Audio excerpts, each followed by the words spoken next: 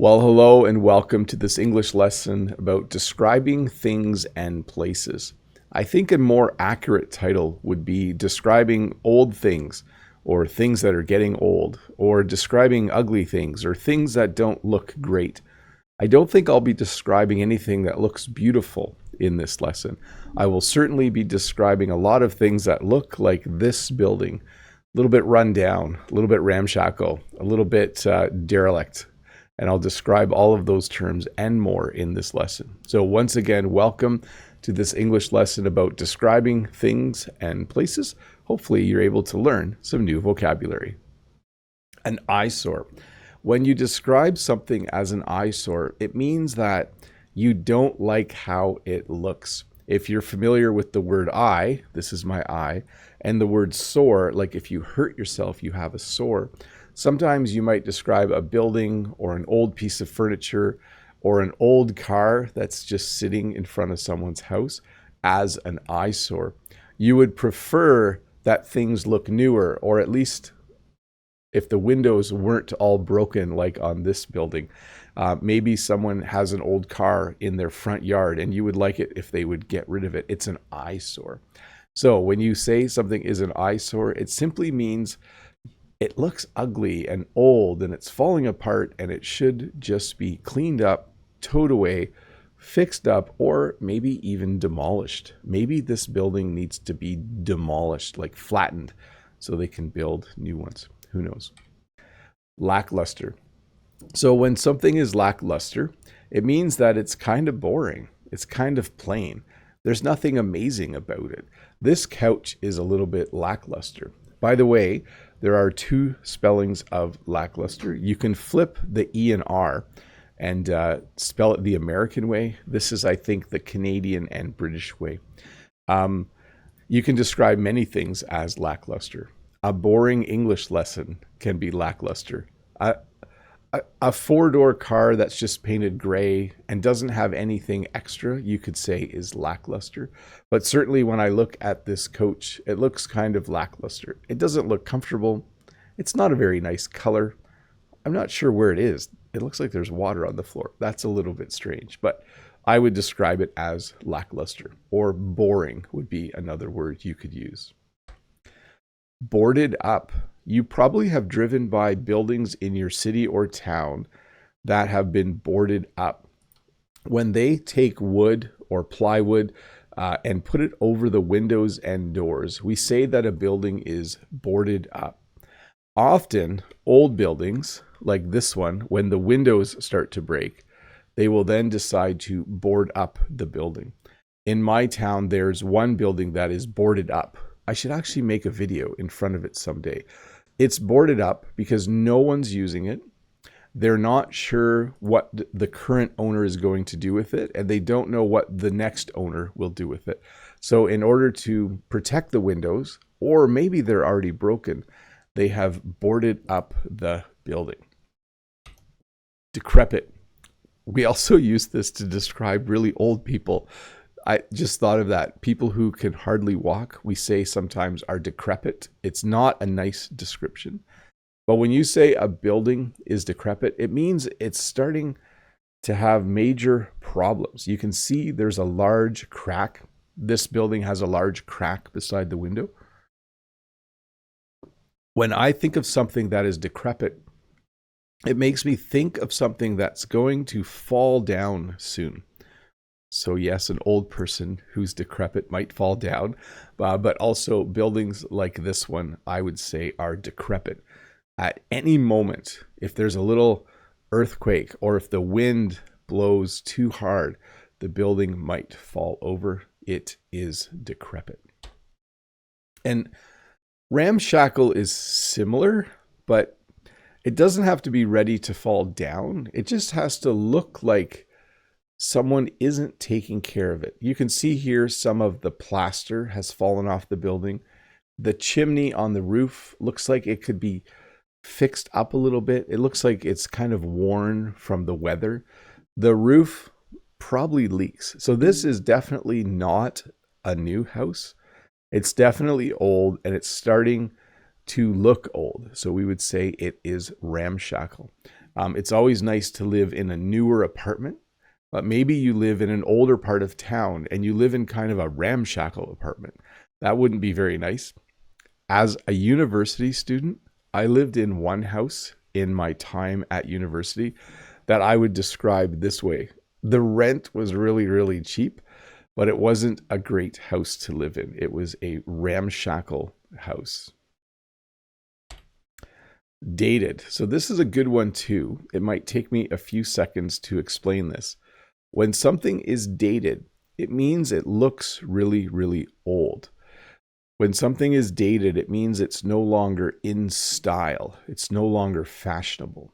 Sometimes people think my shirts look a little dated because they're from about 10 or 15 years ago. This carpet definitely looks dated. It looks like it's from the 1970s. The paneling on the far wall, the wood paneling, looks a little bit dated. It looks like it's from the 80s, the 70s, or 80s. And if you look way over on the far side, the couch and the curtains on the wall look very dated. This simply means something is more than 20 or 30 years old. You know, styles come and go. The way things look kind of comes and goes. And sometimes if you don't, paint something or change something every 20 or 30 years, it starts to look dated. When we moved into this house, after we bought this house from my mom, some of the rooms were painted in colors that didn't look fresh and new. It looked dated. So we painted every room before we moved in. Run down. Notice there's kind of a building theme here. This building is starting to look run down. When you say a building is run down, it means it's again starting to have problems. There's a hole in the ceiling. I think these windows, it looks like something's growing on the windows. Definitely it's not used. This building doesn't look used to me. Oh, and there's another hole on the far side of the ceiling. There's a hole in the roof. By the way, the ceiling is what you look up at. If you climb onto a building and look down, that's the roof. So it's just the two different sides. But in this case, I could say the ceiling has a hole in it or the roof has a hole in it, because it wouldn't matter which side I'm standing on to look at it. There's a hole on both sides. But this place definitely looks run down. Yeah, it needs someone to take care of it. Abandoned. So this can mean a building is really old, or it can even be newer. It simply means that no one lives there or no one works there anymore. An abandoned building can look like this, where things are starting to, it looks a little bit decrepit. It looks a little bit, what are some of the other words? Like ramshackle. It looks a little run down. But did I do run down? Yeah, that was just the last one. But definitely abandoned also includes the fact that no one lives there. An abandoned house doesn't have any people living in it. An abandoned building, there are no people who go and work there every day. So it usually means something that's old and maybe run down, but it can also be a new building. Sometimes there's actually a building close to me where they almost finished building it and then they boarded it up and it's just abandoned. I don't know what happened. I don't know what the story is. It's a mystery.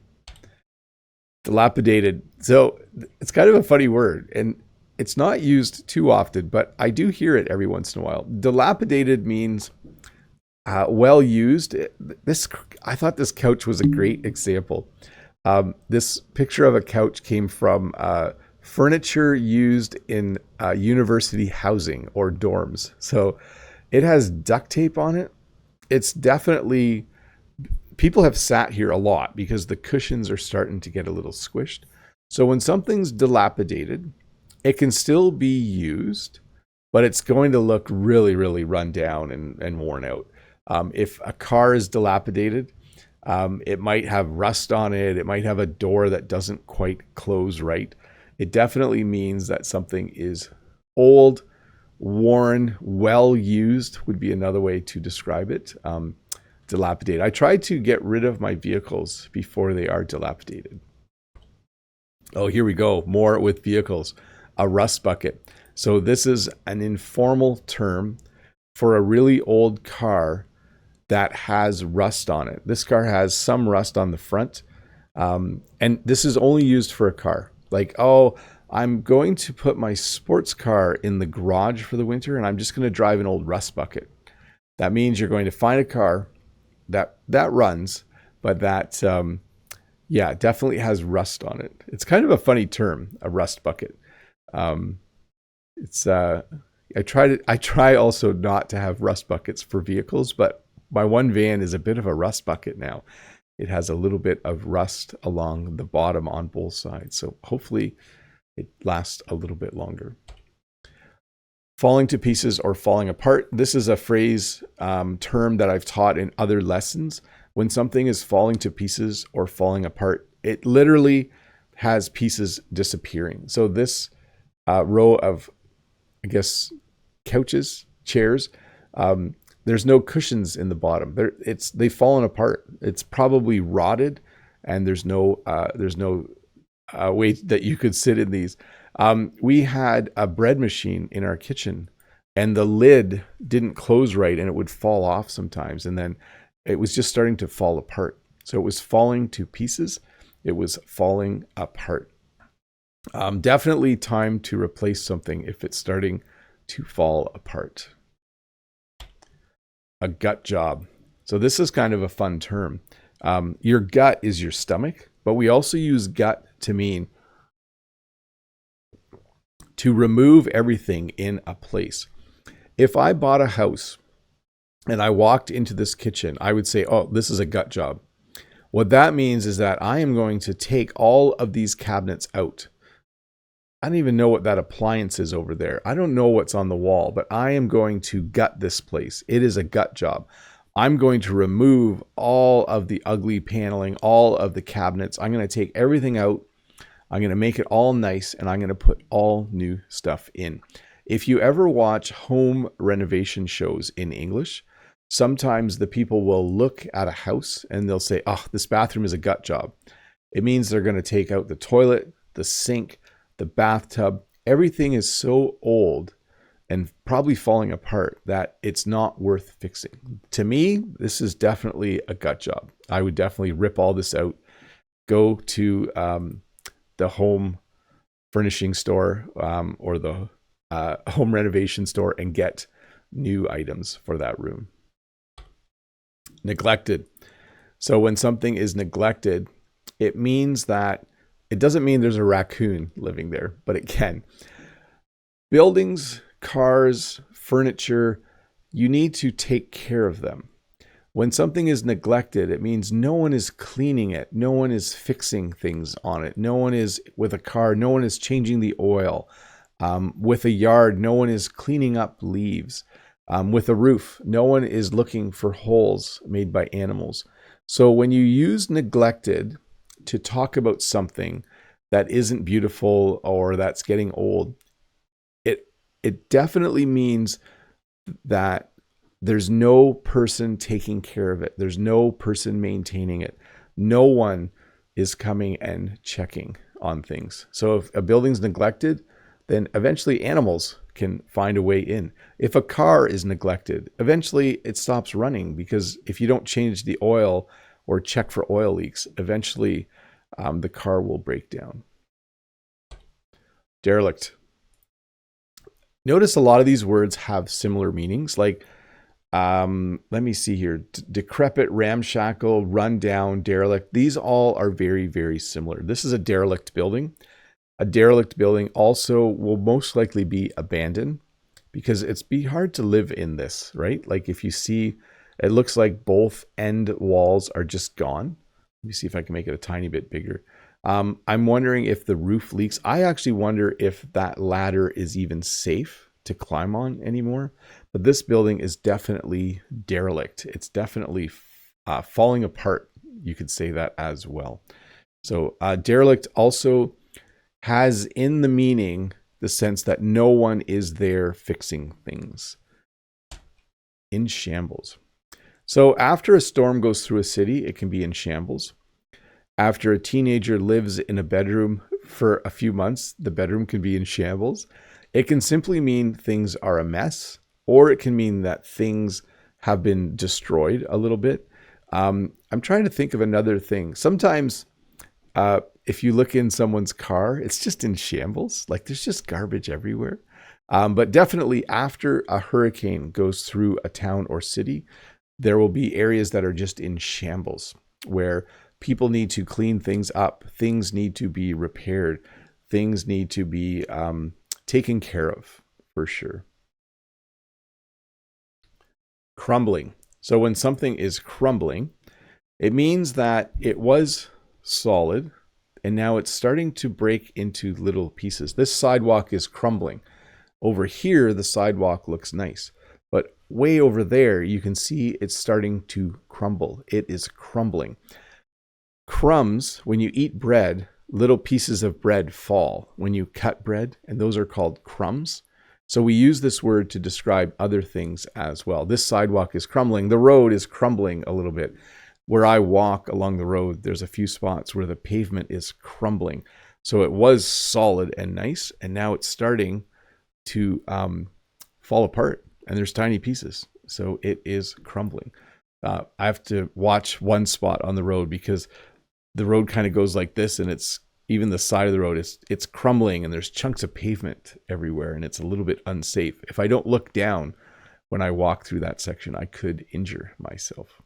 Decaying. So decaying is a little bit different. A sidewalk can crumble, brick can crumble, but when we use the word decaying, we're usually talking about something more organic, like wood. I'm trying to think of something else that will decay, but it means that maybe there are insects eating this. Maybe there are other things that are causing it to fall apart like this. If I looked at a sidewalk like this one, I would say it's crumbling. If I looked at a piece of wood, I would probably say it's decaying or falling apart. That would be how I would describe it. Yes, sometimes, wood isn't the greatest thing to have exposed to the elements. Do you know that phrase? When something's exposed to the elements, it means rain and snow and sun can all hit it and cause it to delay faster or decay faster or disintegrating. So crumbling and disintegrating are very similar, but I could use disintegrating to describe this as well. Basically, it's just another version of something falling apart. It's solid and little pieces are starting to fall off of it. It is disintegrating. This wall looks like it's disintegrating. It was probably at one time a really, really nice wall, and now it's starting to fall apart. It's starting to disintegrate. It is disintegrating. Fragile. Sometimes they'll find something that's really, really old, and every time you move it or touch it, it starts to fall apart. It's really, really fragile. I have a really old report card from when I was in kindergarten. So from when I was 5 years old. A report card is where the teacher describes how you're doing in class, but it's really, really fragile. The paper doesn't, if you bend it, it'll start to fall apart.